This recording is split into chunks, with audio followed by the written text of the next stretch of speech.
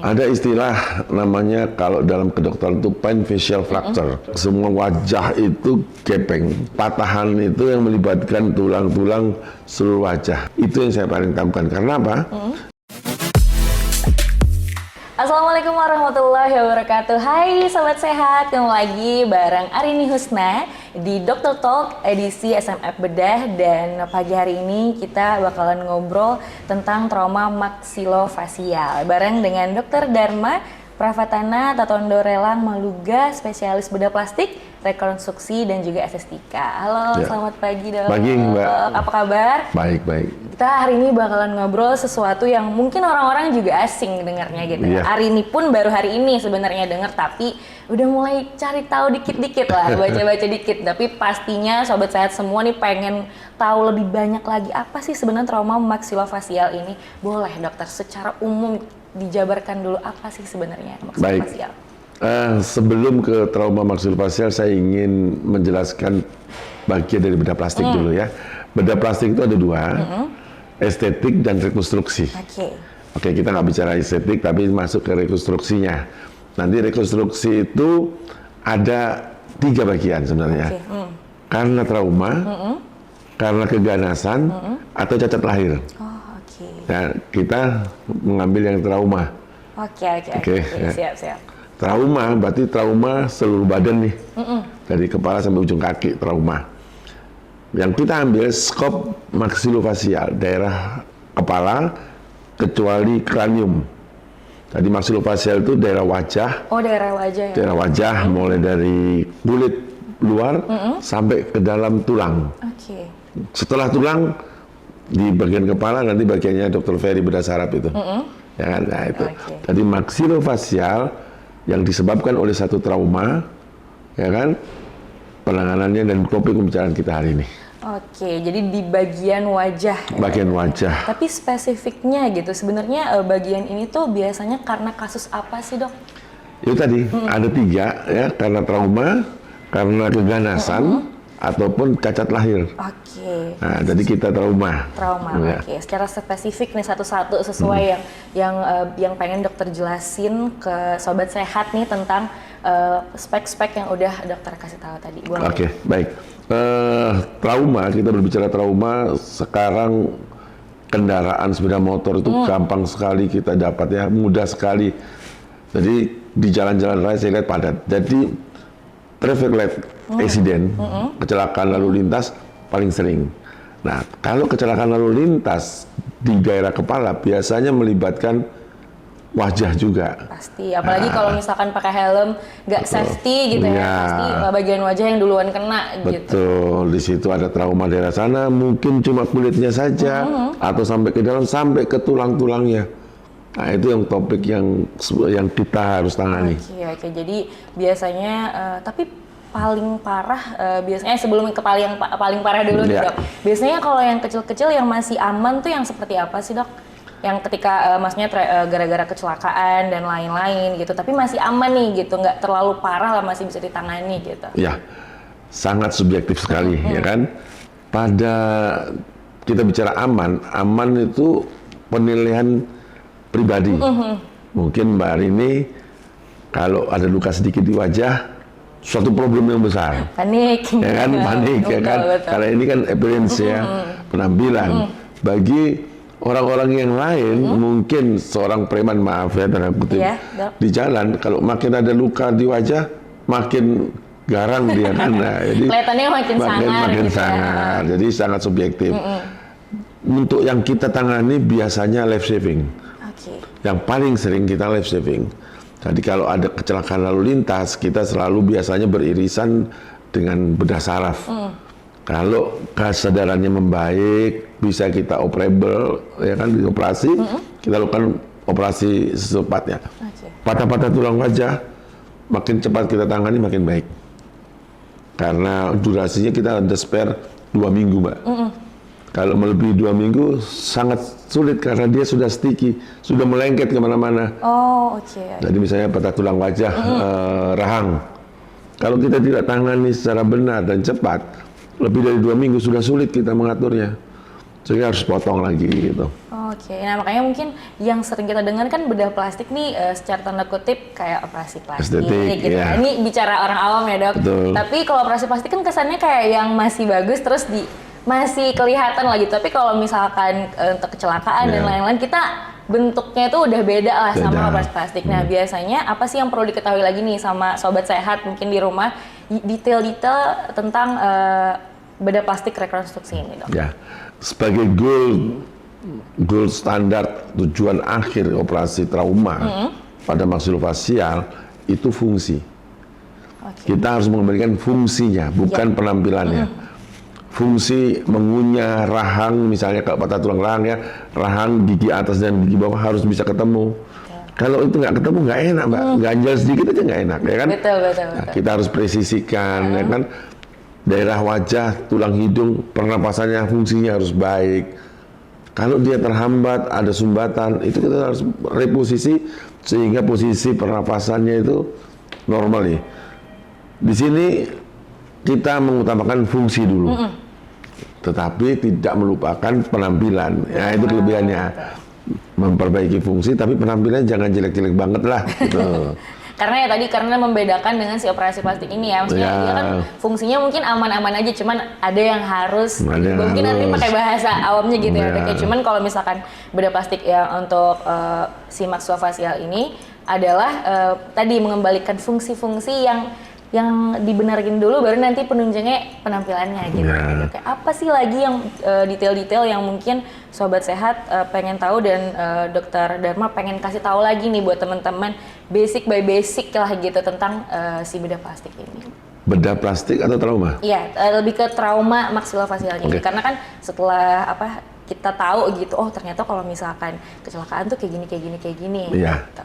Kembali lagi, kecelakaan trauma atau terjadinya keadaan di mana berubah posisi itu rasanya tidak nyaman. Pasti kita tidak nyaman. Dari trauma daerah wajah, daerah dekat mata saja, ini ada tulang di bawah mata ini. Ini rawan dia patah. Kalau dia patah, mangkok bola mata itu juga pecah. Kalau dia pecah, bola mata akan dalam posisi yang tidak sama kiri kanan. Bahkan ada kemungkinan otot-otot penggerak bola mata itu terjepit di antara pecahan-pecahan itu. Sehingga kalau kita melihat dari salah satu arah, yang satu bola mata tetap, yang satu bisa bergerak. Sehingga yang terlihat apa? Double. Jadi kalau ada kecelakaan melibatkan daerah wajah dan mata, paling sering karena ini rawan sekali patah. Coba perhatikan, suruh lirik atas, bawah, kiri, kanan. Kalau ada sesuatu ke arah tertentu dia melihat double, yang dalam istilah kedokteran namanya diplopia, itu harus segera ditangani. Ya kan? Kalau kita melihat cewek cantik double nggak apa-apa mbak, tapi nggak enak rasanya itu pusing kepala itu. Jadi disitulah salah satu indikasi terjadi entrapment otot-otot penggerak bola mata itu di dalam pecahan-pecahan tulang itu, sehingga harus segera dikembalikan. Sejauh ini dok, mungkin dokter pasti udah banyak banget menangani gitu. Sejauh ini yang mungkin menurut dokter paling parah itu yang seperti apa dok? Si penanganannya? Ada istilah namanya kalau dalam kedokteran itu pain facial fracture. Jadi pain facial itu amblek semua wajah itu gepeng. Waduh. Ya kan, jadi patahan itu yang melibatkan tulang-tulang seluruh wajah. Itu yang paling saya takutkan. Sama patah tulang rahang kiri kanan. Itu yang saya paling takutkan. Karena apa? Dia mengganggu fungsi pernapasan. Mengganggu fungsi pernapasan. Sedangkan dalam istilah kami, trauma airway itu penyebab kematian tertinggi. Airway. Jadi kalau tidak clear jalan nafas itu bahaya. Makanya dalam waktu itu harus segera kita lakukan lubang pembuatan jalan nafas pintas melalui tenggorokan. Kita buat jalan lubang, kita buatkan saluran untuk bisa bernapas lewat situ. Nah, ini bebas. Lalu kita attack, kita tangani saluran nafas itu bisa kembali. Kalau tidak bahaya. Karena kita dalam trauma itu ada istilah apa? Yang paling membahayakan RW A. Kedua B, breathing. Ada trauma daerah pernapasan. Ketiga sirkulasi daerah darah.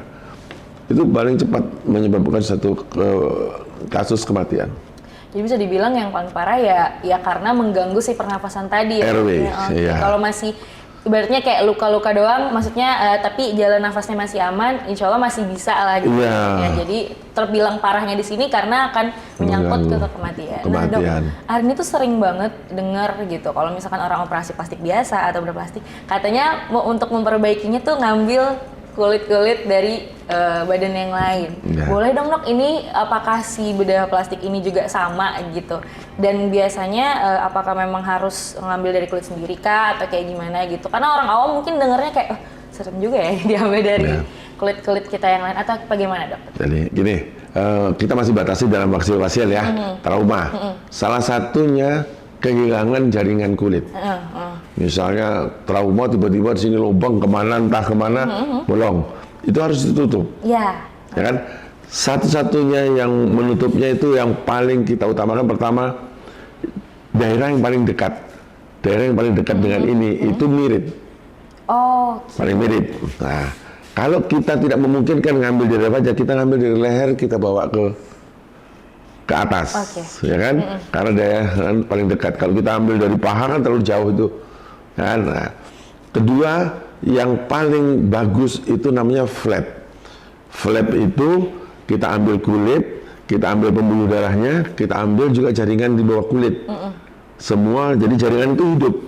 Kita langsung taruh di sana dengan menyisakan pembuluh darah yang masih ada dari sumbernya. Betul. Kedua, kalau tidak memungkinkan itu, yang Mbak Arini bicarakan tadi, namanya skin graft. Skin graft itu kita ambil tipis kulit daerah-daerah tertentu, kita tempel. Secara kualitas nggak bagus dibandingkan flap, secara kualitas. Tetapi problemnya kembali lagi menutup defek yang ada. Yang terbuka itu kita harus tutup segera agar tidak infeksi. Next, mau direkonstruksi, it's okay. Yang penting tertutup dulu, nanti akan berubah lama-lama menjadi lebih hitam, lebih gelap daripada kulit sekitar, akan kelihatan. Tetapi defek yang tadi terbuka tertutup. Begitu. Terpenuhi ya, sebenarnya terpenuhi tertutup, tapi kualitasnya berbeda. Gitu ya. Nah itu nanti kalau ingin memperbaiki kualitinya, estetik, kita berikan estetik. Tapi kali ini kita lebih ke rekonstruksi gitu trauma, ya, lebih ke traumanya gitu. Nah, macam-macam trauma yang dokter bilang tadi, ada nggak spesifik lagi trauma-trauma apa aja yang ada pada si bedah plastik ini sendiri? Trauma yang paling lebih menakutkan sebenarnya, Mbak mungkin pernah dengar cerita face off yang ada di Surabaya, karena disiram oleh getah karet, pernah ya, sehingga muka ini semua terbakar hangus, dikupas, diganti dengan kulit dari punggung, dibentuk sedikit-sedikit itu. Yang paling parah sebenarnya, secara emosional dan psikologi, trauma-trauma begitu tuh, apalagi seorang perempuan, trauma karena luka bakar. Daerah wajah, luka bakar kan bisa kena air panas, api, kimia atau apapun. Apalagi perempuan. Penampilan kata dokter. Penampilan. Ya, jadi kemarin kita operasi berkali-kali di Surabaya itu. Face off kita kupas semua, terus ditambah dengan menyambung pembuluh darahnya, memahami semua. Jadi kayak seonggok daging yang ada di wajah gitu, tidak berbentuk, belum ada hidung, belum ada. Jadi benar-benar dari kayak dari awal ya. Kita melihat punggung yang, kenapa kita ambil punggung? Itu keterpaksaan. Yang paling bagus sebenarnya perut. Paling bagus, lebih lunak. Kan kalau kerokan kan di belakang kan ya, di perut nggak pernah ya. Betul. Nah, karena perut waktu itu juga kena luka bakar. Jadi satu-satunya pilihan tinggal di punggung yang masih, kan dia siram begini ya. Satu-satunya memang tinggal di punggung yang masih luas, tetapi secara kualitas jelek karena tebal kulitnya. Seperti yang dokter bilang tadi ya, sebenarnya secara itu kualitas. Yang sering kita sebut muka tebal itu yang begitu tuh. Yang benar tebal kulitnya. Betul. Itu. Ya, jadi emang tapi penanganan yang kayak gitu tuh berarti makan waktunya lumayan lama. Lama. Kan? Itu bertahun-tahun, Mbak. Pertama secara psikis dia harus pengobatan sendiri. Kalau cerita itu sudah, saya waktu baru di sini tahun 2005, itu sekitar 2006 kejadian itu. Ya. Jadi sampai sekarang itu masih terus diperbaiki terus. Sampai sekarang, Dok? Sampai sekarang. Pertama secara psikis dia terganggu, harus diyakinkan untuk operasi. Ya, karena mental juga ya, Dok ya. Karena ekspektasinya kan setelah dioperasikan kembali lagi wajahnya. Iya, paham. Ya kan? Tadi ekspektasi itu kita harus jelaskan. Setelah operasi bukan tambah bagus, tambah jelek, karena dia kayak daging ditumbuk di tanpa wajah begitu. Betul. Ya kan? Secara emosional dia terganggu. Makanya perlu tahap-tahapan itu. Nggak akan pernah bisa sampai selesai. Karena kesempurnaan itu kan tidak akan ada titiknya. Betul. Ya kan? Betul. Ciptaan awal sama beda. ciptaan manusia beda ya, Dok? Beda. Oh, Pasti akan membandingkan, kok saya akhir terus. Tapi disitulah akhirnya timbul kejiwaan akhirnya. Tetapi secara umum saya melihat kasus yang di Surabaya itu berhasil. Kenapa? Karena dia bisa membaur ke orang. Karena dia bisa menerima akhirnya keadaan dirinya begitu. Ini ya, trauma sebenarnya juga menyangkut kepada dia dan juga lingkungan gitu ya. Betul. Karena banyak orang, benar kata dokter ya, yang sedikit aja kadang bisa minder, takut gitu, karena berubah lah gitu daripada apalagi yang kasusnya separah ini ya, Dok ya. Ada nggak lagi, Dok, spesifik gitu tentang si bedah plastik ini secara maksilofasialnya gitu, yang teman-teman atau sobat sehat harus tahu nih gitu, secara yang lebih ringan mungkin, supaya mereka juga bisa lebih aware lah gitu tentang si gara-gara kecelakaan ini atau apa nanti. Mungkin ini akan jadi note juga sih buat kita berhati-hati berkendara dan lain-lain gitu. Gimana, Dok? Ya, tips saya segera datang ke center-center di mana penanganan itu bisa ditangani secara bagus. Karena trauma kalau dibiarkan makin lama, apalagi melibatkan tulang dan jaringannya, makin lama kita biarkan makin sulit. Makin cepat, makin gampang. Karena kita bisa mereposisi kembali dalam posisi yang mendekati presisi lah. Ya kan? Kalau kita tunda nanti, ada batas waktu kira-kira 2 minggu. 2 minggu? Ya, jadi trauma. Sebaiknya jangan sampai 2 minggu. Karena apa? Di situ sudah sulit kita menggeser tulang ini, memposisikan kembali dalam keadaan yang sebenarnya agak sulit. Apalagi kita menggunakan material device yang untuk fiksasinya, untuk menahan itu biasanya dengan implan kita, dengan mini plate, plate yang untuk di ortopedi yang itu kecil-kecil kita pasang, harus ada plate-nya untuk menyangga itu. Jadi itu yang tips saya, kalau ada kecelakaan lebih baik bawa ke center dulu lah. Kita lihat, kita evaluasi fungsinya bagaimana, ya kan? Kalau fungsinya terganggu, segera. Patah tulang hidung misalnya. Orang kan sering, saya berapa kali kasus main basket kena sikut. Nah, bukan bengkoknya yang dikeluhkan, Dok, saya sulit bernapas. Jadi lebih kepada fungsi seperti yang Dok bilang tadi ya. Betul. Tapi saya melihat sulit bernapas, tulangnya hidung juga bengkok. Saya kembalikan sekaligus. Gitu loh. Sehingga selain fungsinya membaik, posisi tulang juga baik. Jadi dua-duanya dapet gitu ya, Dok. Nah, jadi sobat sehat mungkin yang biasanya atlet-atlet gitu ya. Jadi kalau misalkan dirasa-rasa, oh ini sebenarnya aman aja bentuknya, tapi rasain dulu gitu fungsinya aman gak nih gitu. Jadi harus note di situ juga ya, Dok ya.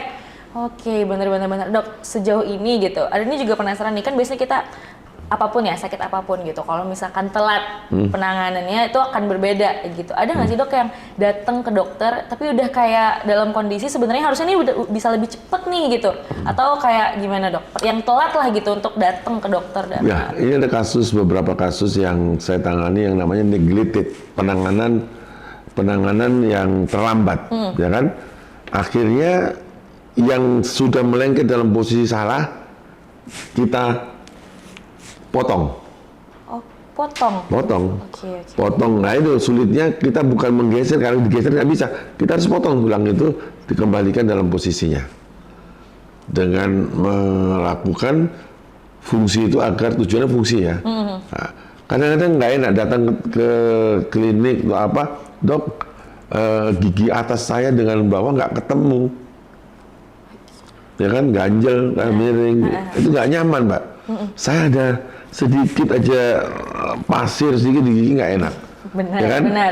Nah, ini ya, nah itu sudah datang 2-3 tahun satu, kedua, sehingga mengembalikannya perlu waktu yang harusnya satu langkah berjalan selesai. Akhirnya jadi ini bagus. harus berkali kita evaluasi lagi bagaimana gitu. Tadi menunda menurut saya malah rugi. Tapi banyakkah yang seperti itu dok? Atau sebenarnya rata-rata juga memang cepat aja gitu? Cepat aja, apalagi sekarang terus terang Mbak, BPJS kan sudah banyak menanggung ya. Sehingga saran saya kalau yang punya BPJS ya segeralah pergunakan, dan karena kalau kita menunda itu akan memperberat keadaan. Makanya Menambah parah gitu. menambah parah. Soalnya kan yang menunda itu kadang-kadang begini Pak. Kenapa kok nggak cepat? Saya belum punya BPJS. Mendaftar BPJS 3 bulan baru aktif. Benar kan? Benar. Makanya sekarang supaya kita preventif lah, urus BPJS sekarang. Secara umum memang harusnya sudah itu menjadi hal yang diprioritaskan. Harus gitu. karena memang apapun nanti kita akan memerlukannya. Saya sendiri pakai BPJS. Apalagi kondisinya yang kita nggak tahu, nauzubillah min dzalik, cuman maksudnya kayak kita nggak tahu nih kapan aja kita kena gitu. Tadi kata dokter telat gara-gara 3 bulan baru aktif, akhirnya tertunda yang harusnya penanganannya Cepat. 1 jadi 2, 3, 4 gitu ya dok ya. Iya. Tapi sejauh ini emang untuk penanganan seperti ini tuh paling cepat berapa lama, paling lama itu sekitar berapa lama dok? Kalau trauma di bawah 2 minggu, artinya makin cepat makin bagus, itu masih toleransi lah. Kita bisa mengembalikan dalam fungsi yang mendekati optimal, ya kan? Makin cepat setelah trauma, asal kondisi kesadarannya baik, nggak ada lain-lain, kita kan makin lebih bagus. Jadi selama ini rata-rata penanganannya itu masih antara 1 minggu. Oh masih lumayan nggak terlalu lama. Ya, karena kan kita ini termasuk rujukan ya. Yep. Jadi kasus kejadian di Batu Licin, dan mereka perjalanan di sini, kita diurus-urusan semua. Mungkin 1, 2, 3 hari setelah trauma baru kita bisa tangani. Oke. Kalau yang lama dok? Yang lama ada, tapi ini kayak sekarang, tapi kan tidak emergensi dia. Oh ya betul. Nah, jadi Bukan ada yang kasus ini banget ya dok. Betul, kalau setelah trauma itu masuk dalam kasus emergensi, case yang kita bisa langsung tindakan. Tapi kalau yang sudah neglected, yang sudah lama itu masuk melalui poliklinik, sehingga dia harus kita periksa, pemeriksaan di poliklinik sampai ada waktu jadwal yang dimana dia harus kita kerja, karena nggak emergensi lagi. Nggak urgent lah ya. Nggak urgent, ya. Nggak, ibaratnya mungkin kayak membetulkan, atau Betul. merapikan. Nah, jadi gitu ya. selama ini dia sudah bisa hidup kok, ya kan? Kembali lagi sebenarnya note yang dokter bilang dan ini menarik menurut Arini, lebih ke fungsi gitu ya. Ya. Kalau memang fungsinya masih aman, sisanya ya benar merapikan Ya. gitu dan yang lain-lain gitu ya, Ya. dok ya. Dan sejauh ini alhamdulillahnya karena kalau orang-orang yang udah ada BPJS dan lain-lain berarti cepat ya dok ya, di bawah 2 minggu sudah. Asal sesuai dengan apa yang kejadiannya, trauma, BPJS selesai. Rata-rata pasien di sini juga BPJS. Kita tangani semua seminggu selesai. Oke. Terakhir dok, ada menangani dalam waktu dekat ini ada nggak? Ada. Apa dok kalau boleh tahu kasusnya, karena apa gitu supaya kayak yang terbaru gitu supaya. Kalau untuk berbicara trauma wajah, yaitu kasus yang dimana apa namanya kecelakaan neglected itu. Tapi ada satu kasus sebenarnya masih melibatkan wajah dan kepala. Apa itu? Wajah dan kepala. Saya ingin cerita kasus di mana tahun 2007 saya membawa pasien 2007? saya membawa pasien ke Australia dari Plehari dengan kasus Grusson syndrome. Oke, apa itu dok? Di mana batok kepala itu pada bayi, batok kepala itu ubun-ubunnya cepat menutup, cepat menjadi tulang. Oh, oke. Ya, kalau pada bayi, ubun-ubun kan ada. Perkembangan otak makin membesar, kepala juga makin membesar. Oke. Karena dia menjadi tulang, kepala ini tidak bisa membesar, otak membesar. Akhirnya dia menonjol di daerah-daerah di mana yang lemah. Salah satunya mata. Mata itu bola mata bisa lepas. Itu namanya Grusson syndrome. Orang dari Plehari. Saya bawa operasi di Australia 3 bulan. 3 bulan. 3 bulan berhasil karena dibuka batok kepalanya dibuka, dikembangkan. Nah, itu bagian dari kraniomaksilofacial. Oh. Nah, itu bilang tadi kan, kraniomaksilofacial karena kita melibatkan semua tulang-tulang kecuali otaknya. Kalau kita bahas tadi di bagian wajah, bagian bawahnya, ya, maksilofacial. Nah, itu kraniofacial. Jadi itu kasus sekarang kalau tahun 2007 waktu saya bawa itu umur 9 tahun, 8 tahun atau 9 tahun berarti sudah harusnya sudah remaja ini. Ya. Sudah remaja. Saya nanti mau coba lagi mendatangi tempatnya. Jadi kebetulan dulu kan saya di Yayasan Swakananda. Oke. Jadi itu 3 bulan ya dok ya di Australia berarti. Itu yang menarik. Satu kasus yang menurut saya membekas karena saya membawa sendiri ke Australia di sana selama 3 bulan. Ikut langsung melihat juga prosesnya gitu. Prosesnya sebagian saya ikut, sebagian enggak. Tetapi kebetulan guru kami di sana. Guru kami ada di sana. Jadi Prof. David J. David di sana yang kami belajar itu. Jadi itu kasus yang membekas lah juga menurut saya gitu, karena sendiri yang bawa gitu ya. Satu, kedua saya mendapat ilmu langsung dari pasien dan itu jarang, kasus yang jarang. Oh itu emang kasus yang jarang ditemukan. Jarang ditemukan. Oke. Nah dok, ini mungkin penutup lagi gitu untuk hari ini gitu. Siapa tahu banyak yang harus di note lagi untuk teman-teman atau sobat sehat yang lagi dengerin kita nih. Tadi udah ngobrol banyak tentang, harusnya mereka udah note sih. Kalau misalkan udah karena muka dan lain-lain harus lebih hati-hati dan lain-lain. Ada lagi nggak tambahan dokter pesan-pesan nih buat sobat sehat yang ada di rumah? Ya, sebenarnya saya lebih khusus kepada murid-murid saya, dokter-dokter umum yang ada di lapangan ini, sebaiknya harus menguasai benar kapan dia harus merujuk. Jangan ditahan-tahan. Kadang-kadang, mohon maaf ya kan, saya dulu pernah dokter umum juga. Kadang-kadang, saya bisa kok. Perasaan bisa itu harus satu. Kalau perlu kita harus ada second opinion atau tabayun lah, ya kan? Bertanyalah kita sediakan call kalau mereka mau timun dok ada begini silakan, nggak masalah. Jadi pesan saya lebih khusus ke tenaga medis. Yap. Harus benar-benar jeli melihat, tolong perhatikan fungsinya. Jangan hanya melihat penampilannya. Mungkin penampilannya nggak ada masalah. Oh hidungnya bagus, tetapi karena trauma ada hancur di dalam tidak kelihatan keluar. Fungsi pernapasannya terganggu. Nah, harus betul-betul melihat, ada gangguan fungsi atau potensi terganggu fungsinya.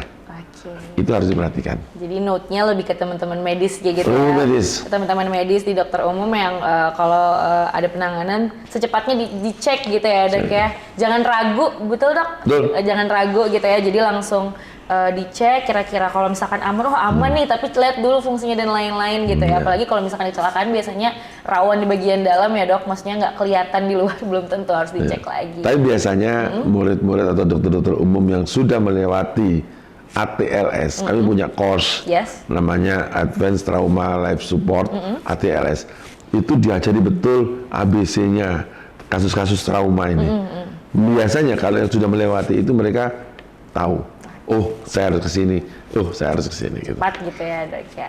Oke, itu dia tadi. Thank you banget dok udah sharing-sharing masalah trauma maksilofacial. Harusnya kita banyak dapat wawasan baru gitu ya. Maupun kak, sobat-sobat sehat kayak nggak ngerti, nggak apa-apa, belajar dulu ya dok ya, didengerin dulu, siapa tahu nanti ada yang OTW jadi dokter ataupun pengen tahu apa-apa detail. Tapi harusnya lebih seru lagi kalau misalkan banyak dokter-dokter juga yang bakalan ada seminar nih, ada seminar dan workshop Management and Treatment Multiple Injuries di Jumat sampai Sabtu ya dok, 8 sampai dengan 9 Desember 2023 di Rumah Sakit tentunya RSUD Dr.